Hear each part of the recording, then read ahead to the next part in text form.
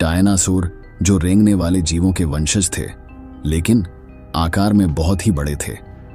Dinosaur ने पृथ्वी पर बहुत ही लंबे समय तक राज किया।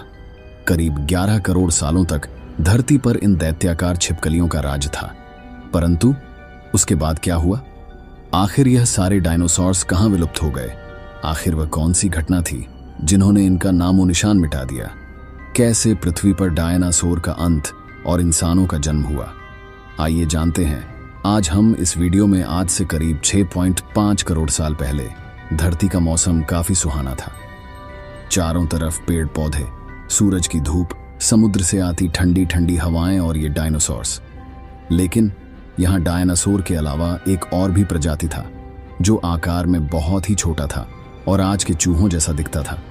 असल में यही हमारे प्राचीन पूर्वज थे और आगे चलकर हम इनसे ही विकसित होने वाले थे। ये थे मैमल्स यानी स्तनधारी जीव।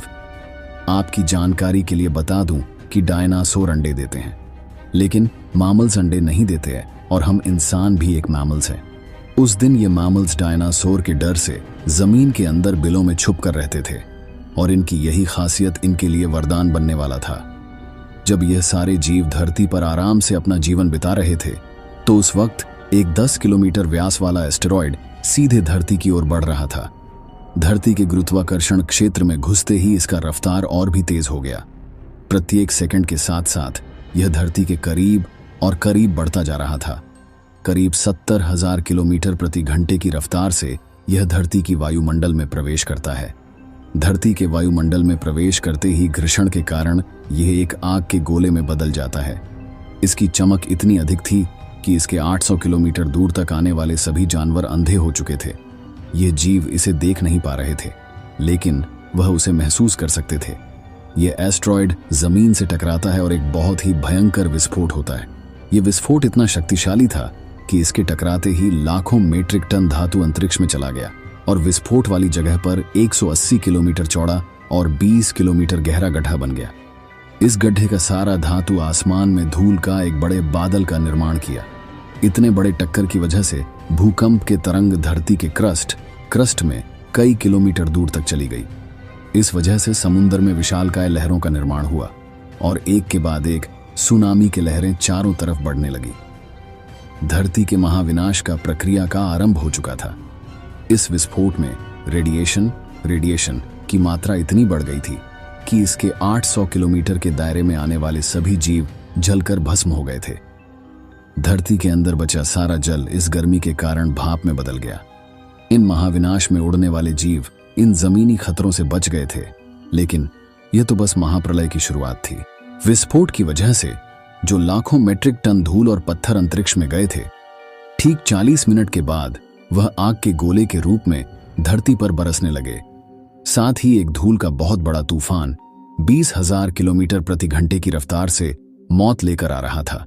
यह धूल के बादल कई किलोमीटर तक मोटे थे, जिसके कारण धरती पर सूरज की रोशनी नहीं पहुंच पा रही थी। कई सालों तक धरती पर सूरज की रोशनी पहुंची ही नहीं, पर इसके परिणाम स्वरूप धरती पर पेड़ पौधे की लगभग सारी आबादी खत्म हो गई। इस बादल ने धरती को चारों तरफ से ढक लिया था और विस्फोट के 90 मिनट के बाद धरती का तापमान 150 डिग्री सेल्सियस तक पहुंच गया था। इसकी वजह से जो डायनासोर विस्फोट के इलाके से बहुत दूर थे, वह भी इस गर्मी से बच नहीं पाए। दोस्तों, इस महाप्रलय में धरती के कुल 75% आबादी पूरी तरह से साफ हो गई, लेकिन यह महाप्रलय किसी के लिए फायदेमंद साबित होने वाला था। डायनासोर का अंत एक नई प्रजाति के लिए सुनहरा अवसर था और वे थे मैमल्स। इन्होंने खुद को इस महाविनाश से बचा लिया था। अत्यंत गर्मी से बचने के लिए यह मैमल्स जमीन के अंदर रहने लगे थे और जिंदा रहने के लिए इन्होंने सब कुछ खाना शुरू कर दिया। इन डायनासोर का अवशेष आगे चलकर हमें भविष्य में मिलने वाला था, जिससे आज हम इनके अस्तित्व का अंदाज लगा सकते हैं। महाप्रलय की कुछ लाखों साल बाद अब धरती डायनासोरों से पूरी तरह से मुक्त हो चुकी थी और धरती पर एक नई शुरुआत की प्रक्रिया चल रही थी। इस नई दुनिया में हमारे प्राचीन पूर्वज समय के साथ साथ विकसित हो रहे थे और वे आकार में पहले से काफी बड़े हो चुके थे, परंतु यह देखने में हमारी तरह बिल्कुल भी नहीं लग रहे थे। किंतु इन्हें आगे चलकर कई अन्य प्रजातियों में विकसित होना था।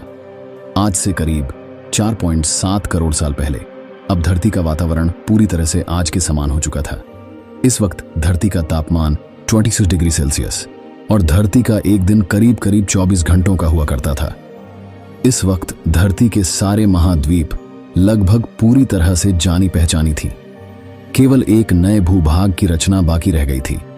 धरती के टेक्टोनिक प्लेट्स में एक बार फिर से हलचल हुई, जो धरती के दो बड़े बड़े द्वीपों को एक दूसरे के पास ले जा रही थी। और यह वही भूभाग है जहां आज हम सब रहते हैं। यह है इंडिया, जो एशिया महाद्वीप की ओर तेजी से बढ़ रहा है। इन दोनों द्वीपों की आपस में टकराने की वजह से एक नए भूभाग का निर्माण हुआ, एक नई पर्वत श्रृंखला हिमालय, और यह है दुनिया की सबसे ऊंची छोटी माउंट एवरेस्ट। इस पर्वत श्रृंखला में गिरने वाला बर्फ आगे चलकर कई नदियों का निर्माण करने वाला था, जो भविष्य में दुनिया की लगभग आधी आबादी को पीने का पानी मुहैया करने वाली थी। लेकिन धरती पर अब भी कुछ कमी रह गई थी। धरती पर अभी कोई चीज लापता थी। वो थे हम मनुष्य। लेकिन परिस्थिति अब बदलने वाली थी। आज से करीब 40 लाख साल पहले अफ्रीका के पूर्वीय इलाके में एक नए पर्वत श्रृंखला का निर्माण हुआ, जिसका नाम था ईस्ट अफ्रीकन रिफ्ट वैली। ये पर्वत यहाँ आने वाले मानसूनी हवाओं के लिए एक अवरोध बन गई थी और इस वजह से यहाँ के जंगलों में बारिश होनी बंद हो गई। पर इसी जंगलों में रहते थे एप्स। ये पेड़ के ऊपर रहते थे, जहाँ उनको खाने की कोई कमी नहीं थी। इस वजह से यह हमेशा पेड़ों पर ही रहते थे। लेकिन अब यहाँ समय के साथ साथ सूखा पड़ने लगा। बारिश के बिना पूरा जंगल सूख गया और इन एप्स के लिए खाने की समस्या उत्पन्न हो गई। खाने की तलाश में इन्होंने पेड़ों से उतरने का निर्णय लिया। इनका दिमाग एक संतरे के जैसा बड़ा था और आकार में यह 4 फीट लंबे होते थे। कई हजार सालों के विकास क्रम के बाद हमारे पूर्वज अब 2 पैरों में चलने लगे। इससे ऊर्जा कम खर्च होती थी और यह चलते हुए भी खा सकते थे। अब इनका दिमाग भी तेजी से बढ़ रहा था। ये धीरे धीरे होशियार बन रहे थे। समय के साथ साथ विकास की प्रक्रिया चलती रही और हमारे पूर्वज धीरे धीरे विकसित होते रहे और इनका दिमाग भी धीरे धीरे बड़ा होने लगा। समय के साथ साथ इन्होंने पत्थरों से हथियार बनाना सीख लिया। अब शिकार करना काफी आसान हो गया था। समय के बीतने के साथ साथ हमारे पूर्वजों ने आग को काबू करना सीख लिया। आग की खोज हमारे पूर्वजों के लिए सबसे बड़ी खोज थी, क्योंकि यह उन्हें गर्मी, रोशनी और अंधेरों में सुरक्षा देती थी। हमारे पूर्वज अब साथ साथ रहने लगे। इससे वह सुरक्षित रहते थे और इसी वजह से परिवार बनने लगे। आग में पका मांस को चबाने में कम ऊर्जा खर्च होती थी और इसी वजह से यह ऊर्जा अब इनके दिमाग में खर्च होने लगी। हमारे पूर्वजों का दिमाग अब काफी बड़ा हो चुका था। हमारे पूर्वज, जो अन्य जीवों से ज्यादा होशियार थे और मिलजुल कर रहने वाले पहले जीव थे, इन्होंने अपने संदेश को दूसरों तक पहुंचाने के लिए अलग अलग आवाज निकालना शुरू किया। इससे हमारे पूर्वजों में भाषा का निर्माण किया, जिसके वजह से हम बातचीत कर सकते थे और यह हमारी सबसे बड़ी उपलब्धि थी। यही वह आखिरी विकास क्रम था जिसके बाद विकसित होकर हम इंसान बने। कई सालों के विकास क्रम के बाद हमारा अस्तित्व शुरू हुआ। हम होमो सेपियंस यानी कि बुद्धिमान जीव। हमारे पास धरती के सारे जानवर की तुलना में सबसे बड़ा दिमाग है। तो इस प्रकार हुआ पृथ्वी पर डायनासोर का अंत और इंसानों का जन्म। वीडियो अच्छा लगा